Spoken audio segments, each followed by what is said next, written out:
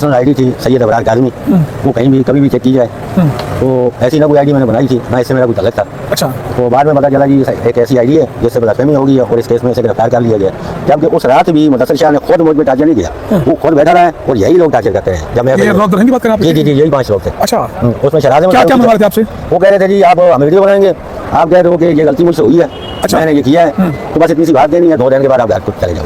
अच्छा। ये मुदस्सिर शाह मुझसे ऐड कर रहा था। फिर रात 2 बजे तक वो मुझसे मुदस्सिर शाह और शराज अहमद फारूकी ये डिस्कस करते रहे कि तुम 80 लाख तक हमें दे और घर जा। अच्छा, 80 लाख की डिमांड जी, जी, की। जी, जी। अस्सलाम वालेकुम, नाज़िर मनोज हाज़िर खिदमत हूँ। आज कचहरी से मौजूद है, लेकिन आज आपको बता रहे हैं कि जनाब पिछले इस हफ्ते में आपने देखा कि ब्लास्फेमी केसेस से मुताबिक जो अफराद हैं, जिनमें 9 हैं फिर 5 हैं, मुलजमान को इस्लामाबाद हाई कोर्ट से रिलीफ मिलना शुरू है और Lahore high court Rawalpindi bench से भी 4 से 5 अफराद जो वहाँ से बरी हुए हैं। और इनमें से हमारे एक अबरार शाह साहब हैं जो 2 साल 8 माह कैद काटने के बाद आज हमारे दरमियान मौजूद है, और एडवोकेट हादी चट्टा के जो इन केसेस को फॉलो भी कर रहे हैं, आसिफ तंबोली साहब भी। तो ये वो अफराद हैं कि पूछते हैं कि हुआ क्या। हादी भाई, ये अबरार शाह जी केस, इनके क्या इल्जाम था और किन बुनियादों पर इनको ये रिहाई नसीब हुई है? देखें, इब्रार शाह साहब जो हैं वो, मैं चंद बातें, वैसे तो सारे 450 विक्टिम्स की कहानी एक ही है, बट इब्रार साहब की कहानी के अंदर एक ट्विस्ट है जो मैं आपको बताता हूँ। लेकिन इल्जाम वकुआ हुई है बिल्कुल कि एक लड़की ने इनसे दोस्ती की ऑनलाइन। ये जो है एक्साइज पुलिस के कांस्टेबल थे कश्मीर के अंदर। अच्छा, बिल्कुल ऑनलाइन इनसे दोस्ती की गई है एक लड़की ने, जो लड़की जिसका कोमल इस्माइल है, आयत कियानी है और मखतूमा है, जो इस गैंग में रखी हुई है लोगों को हनी ट्रैप करने के लिए। उन लड़कियों में से एक लड़की ने इनसे गुफ्तगू की और इन्हें फंसाया, और उसके बाद इनके ऊपर झूठा ब्लास्फेमी का पर्चा हुआ, ये अगवा भी हुए, टॉर्चर भी हुए। 2 साल 8 महीने उन्होंने बगैर किसी जुर्म के जो है जेल में काटे हैं। और उसके बाद ऑनरेबल इस्लामाबाद हाई कोर्ट ने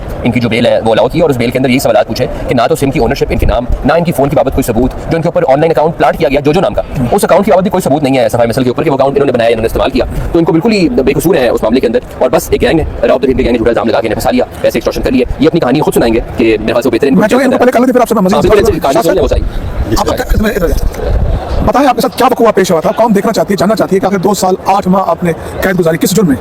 सर मैं मुजफ्फराबाद अपनी ड्यूटी से एग्जाम दे रहा था, तो बिस्मा नाम की एक लड़की थी। अच्छा। जिसने अपने आप को एक बैंक मैनेजर शो किया। अच्छा। और मुझे 5 लाख का एक बैंक सिस्टम के साथ एक ऑर्डर सेंड किया गया। व्हाट्सएप पे सेंड किया। अच्छा, आप इनको जानते नहीं थे? नहीं जानता था। अच्छा। उसने कहा कि आपका बैंक अकाउंट पे हमने बैंक अकाउंट डालते हैं नेशनल बैंक के। अच्छा। हेड ऑफिस इस्लामाबाद से मैं हूँ। अच्छा। तो ये आपका 5 लाख रुपया निकला है। अच्छा। काइंडली आप अपना शनाख्ती कार्ड और उसकी 3 कापियाँ, सर्विस कार्ड की 3 कापियाँ और प्लस अपना जो होता है ATM कार्ड वो साथ लेकर इस्लामाबाद आ जाए। अच्छा। सर्विस कार्ड की कापियाँ भी साथ लेकर आना। तो मैं सर वो लेके आ गया। अच्छा। मैंने उस लेटर को देख के ट्रस्ट किया और आ गया कि ये तो गवर्नमेंट की तरफ से मोहर लगी हुई है नेशनल बैंक ऑफ पाकिस्तान की। तो मैं जैसे ही फैजाबाद उतरा तो कुछ 5-6 लोग थे, उन्होंने मुझे अगवा कर लिया। अच्छा। और एक नामालूम जगह ले गए जहाँ कुछ किताबें भी रखी गई थी। अच्छा। वो 2 टेबल थे वहाँ पड़े हुए। तो बाद में जब मुझे पिक्चरें दिखाई गई तो उनमें एक रावा उद्दर रहीम था, एक शराज अहमद फारूकी था, एक का नाम मुझे उमर नवाज बताया गया और एक आसम मुगल बताया गया। वो 2 और जो थे उनको मैं अभी तक नहीं पहचान पाया कि वो लोग कौन थे। ये किसने बताया आपको? ये बाद में मुझे जेल में आकर दीगर पिक्चरें बताई गई कि इन लोगों में से कहीं आपको वहाँ कोई मिला है। अच्छा। तो मुझे पता चला कि जिन लोगों के ये नाम है। उससे पहले आपको नहीं पता था? उससे पहले मुझे कोई पता नहीं था कि ये कौन लोग हैं। तो ये जिनके पर आप इल्जाम लगा रहे हैं, इन लोगों ने आपको अगवा किया था? इन लोगों ने किया था सर। अच्छा। मुझे इन्होंने रखा तकरीबन 5 घंटे। 5 घंटे? 5 घंटे इन्होंने रखा। 5 घंटों के बाद इन्होंने किसी बंदे को कॉल की। अच्छा। और मुझे वापस उस कमरे से लेकर उसी जगह चले गए जहाँ से इन्होंने अगवा किया था। अच्छा, दोबारा वो वकूआ बना दिया? वो उसी गाड़ी में थे। अच्छा। उसी गाड़ी में वहाँ तक गए, वहाँ एक मुदस्सिर शाह नामी जो डिप्टी डायरेक्टर आपने आपको बताया। जी जी। तो वो आगे गाड़ी में बैठे, ये लोग साथ गए FIA के दफ्तर तक। अच्छा। सिर्फ वहाँ मजीद एक बंदे की वहाँ इजाफा हुआ है जो आगे गाड़ी में बैठा है। इस तरह कोई टार्चर कुछ सवालात क्या होते हैं? उस कमरे में ये सब लोग टार्चर करते रहे, मारते रहे, और मेरा मोबाइल एक लैपटॉप के साथ लगा लिया था। अच्छा। उसके बारे में मुझे कुछ नहीं पता कि इन्होंने क्या किया। दूर दूर तक मेरे जहन में ना है कभी मैंने ऐसी कोई आईडी बनाई थी। मेरी जो पर्सनल आईडी थी सैयद अबरार काज़मी, वो कहीं भी कभी भी चेक की जाए। तो ऐसी ना कोई आईडी मैंने बनाई थी, ना इससे मेरा कोई तल्लुक था। अच्छा। तो बाद में पता चला कि एक ऐसी आईडी है जिससे गलतफहमी हो गई है और इस केस में इसे गिरफ्तार कर लिया गया। जबकि उस रात भी मुदस्सिर शाह ने खुद मुझ पर टार्चर नहीं किया, वो खुद बैठा रहा है और यही लोग टार्चर करते हैं। जब मैं दुल्हन की बात कर रहा हूं? जी जी जी, यही 5 लोग थे। अच्छा। उसमें शराजे में क्या मंगवा रहे थे आपसे? वो कह रहे थे जी आप हमें वीडियो बनाएंगे, आप कह रहे हो कि ये गलती मुझसे हुई है, मैंने ये किया है, तो बस इतनी सी बात देनी है, 2 दिन के बाद आप घर को चले जाओ। अच्छा। ये मुदस्सिर शाह मुझसे ऐड कर रहा था। फिर रात 2 बजे तक वो मुझसे मुदस्सिर शाह और शराज अहमद फारूकी ये डिस्कस करते रहे कि तुम 80 लाख तक हमें दे और घर जा। अच्छा, 80 लाख की डिमांड? जी जी जी। और 80 लाख तक तुम हमें दे दो। अच्छा। ये मुदस्सिर शाह की डिमांड थी और शराज अहमद फारूकी, ये 2 इकट्ठे थे, बाकी चले गए थे 12 बजे से 2 बजे तक, जब मैं FIA में था 8 मार्च 2023 की रात को। अच्छा। 2 बजे तक ये ऑफर की कि अभी हमने FIR में तुझे नहीं डाला कहीं भी, क्योंकि तेरे ऊपर केस को बनता हमें उस तरह नजर नहीं आ रहा। समझ आ गया उसका केस क्या है? मुझे उस वक्त कोई पता नहीं था। अच्छा। मुझे सिर्फ ये कहते थे कि तू क्या, ये तस्वीरें मैंने बनाई हैं, मैंने शेयर की हैं। वो तस्वीरें दिखाते थे आपको? हाँ, दिखाते थे। और जो अकाउंट दिखाया था आप कहते थे अकाउंट नहीं था? मेरा अकाउंट नहीं था, एक लैपटॉप में वो मुझे दिखा रहे थे। अच्छा, लैपटॉप? जी जी। मोबाइल में मुझे उन्होंने कुछ नहीं दिखाया। आपको मोबाइल में रिसीव किया था? मोबाइल उस वक्त तो मुझे ही लोगों के पास था, जो ये 5 लोग थे। 2 बजे तक मोबाइल उनके पास ही था, वहाँ FIA के दफ्तर भी मौजूद है।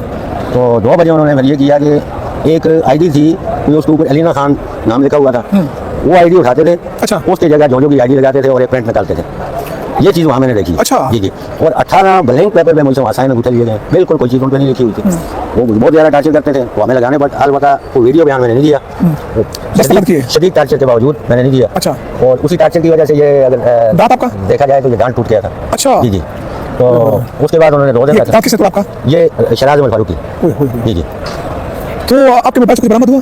वो जो लिया गया आपसे मोबाइल में मुझे कोई चीज़ उन्होंने नहीं बताया उस वक्त। अच्छा। उसके बाद क्योंकि मैंने फाइल तो आपने देखी नहीं है, क्योंकि हादी साहब चलिए हादी साहब से पूछते हैं मजीद। हादी साहब आप जरा इस तरफ आए ना, ये तो बहुत ही सर, ये मैं सिर्फ इतना पूछना चाहता हूँ कि ये जो नेक्सस ये जो बात की जा रही है, इसको अदालती किसी रिकॉर्ड में भी लाए और ये क्या है? आप नजर करें कि ये देखें ना, ये एग्जैक्टली वही कहानी है जो आप कई सौ बेगुनाह लोग पाकिस्तान में गुजर चुके हैं इससे, कि राउफ रहीम और उसका गैंग, जिसके अंदर एक टीएलपी का वर्कर शराज फरूकी और मुदस्सिर शाह जैसा करप्ट अफसर एनसीसीआई एफआईए का, जो सारे गैंग का हिस्सा है, कनाइवेंस में करते हैं उनके साथ काम। इनका आप तर्ज तरीका देखें। अब इन्होंने आपको बताया कि इनको बैंक मैनेजर खातून बिस्मा ने रब्ता किया। बिस्मा खातून का जो अकाउंट है वो राउफ रहीम का अकाउंट है। अच्छा जी। और वो एफआईआर 73 जो ऊपर इस कोर्ट में चल रही है आपके सामने, उसमें वो तस्लीम कर चुके हैं, बता चुके हैं कि हाँ मैं ही बिस्मा का अकाउंट चला रहा हूँ, मैं बिस्मा हूँ ऑनलाइन स्पेस के ऊपर। तो आप देख लेंगे किस तरह बिस्मा ने एक ऑल्सो नोन एज राउफ रहीम ने इनको फंसाया, इनसे 80 लाख रुपए की डिमांड की और इनके फोन को एक लैपटॉप से लगा के 5 घंटे में एविडेंस को टेम्पर किया।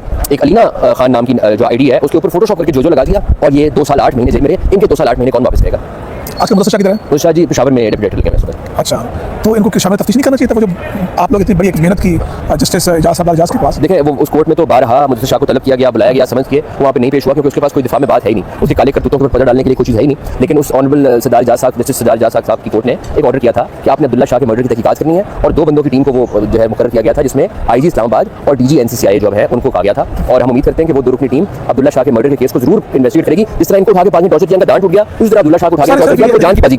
हादी भाई सिर्फ दांत की बात नहीं है, इनकी नौकरी बची सवाल नहीं। इनकी फैमिली ने कितना सफर किया, इनके वो दिन वो जो इतने दिन जेल में रहे, एक घंटा नहीं कोई वापस कर सकता इनको उस झूठे इल्जाम के ऊपर और उस इल्जाम की जो कॉन्सिक्वेंसेज हैं, उसके जो फार रीचिंग रिप्रिकॉशंस हैं वो। लेकिन जो मैंने आपको इनिशियली बताया ना कि मैंने आपको ट्विस्ट का बताना है, वो ट्विस्ट ये कि ये वही इमरान शाह हैं जिनकी बाबत अफजल मोहम्मद जोका साहब ने एक जाली चेहरा लगाई हुई थी और पिछले साल 8 महीने से टाइम हो दे रहे हैं। जाली चेहरा क्या मामला? ये भी हम लोग रिकॉर्ड मैंने जब वकालतनामा जमा कराया इमरान शाह की तरफ से, तो मुझे बताया कि ऑनरेबल कोर्ट की तरफ से कि आप इसके अंदर 3.2 का सवालनामा जमा करें, फाइनल बहस करें और मैं इसको डिसाइड करूंगा। और डिसीजन उस कोर्ट का 100% करेक्शन रेट है। इन झूठे ब्लास्फेमी केसेस के अंदर आज तक किसी ब्लास्फेमी एक्यूज को उन्होंने कोशिश नहीं की कि वो सच्चाई की तलाश कर लें, आर्गुमेंट सुन लें डिफेंस काउंसिल के। उन्होंने हमेशा साइमो दिया, तो उनको साइमो देना चाह रहे थे, हालांकि ये अनरिप्रेजेंटेड उस वक्त तक। क्योंकि जब मैंने फाइल देखी तो जो जरा लगी हुई थी उसमें नाम लिखा हुआ था एडवोकेट नवीदा इरशाद का। जब उनको कोर्ट में बुलाया गया तो उन्होंने आके अदालत में कोर्ट को बताया कि मैं इस केस में डिफेंस काउंसिल अपॉइंट नहीं हुई, ना ही मैंने ये जरा कंडक्ट किया है, तो मेरे नाम से जरा क्यों लगा दी गई है? तो वो जरा क्या ब्लेसिंग बिजनेस गैंग ने लगा दी थी ताकि अगर इनका वकील नहीं है, ये पैसे नहीं अफोर्ड करते वकील के लिए, तो उसके बगैर ही साइमो दी जाए, या ऑनरेबल कोर्ट ने लगा दी थी तो अपने केस का डिस्पोजल करने और साइमो दिलवा लें। जिसने भी लगाई थी वो इनको 100% साइमो दे रहे थे। एडवोकेट नवीदा इरशाद ने एफिडेविट लिखा, आप केस भुगत रहे हैं। जी अब हम भुगत रहे हैं। और मैं ये बात ऐसा इसलिए नहीं करता होता क्योंकि ऐसा लगेगा कि मेरा कोई पर्सन उनसे वो है, लेकिन इस शख्स को जो साइमो देने लगे थे वो